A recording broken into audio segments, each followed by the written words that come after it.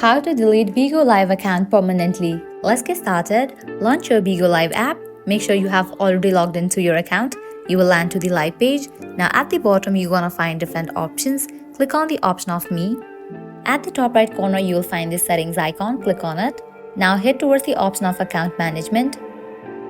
Scroll all the way down. You will see the option of delete account at the very bottom. Click on it. Click on next. Now you have to meet the following conditions at the same time to delete the current account.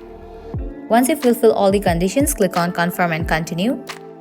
Now go through all these terms and conditions, check in for this option, and then click on delete account.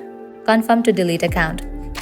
Bigo Live will process your application and delete the account information within 20 days. If you need to restore your account during this period, you can log in again and follow the instructions on the page. Click on delete account. With that, your account has been scheduled for deletion. So this way you can delete your Bigo Live account permanently. At the end, if you guys find this video helpful, don't forget to like, share and subscribe. Thank you.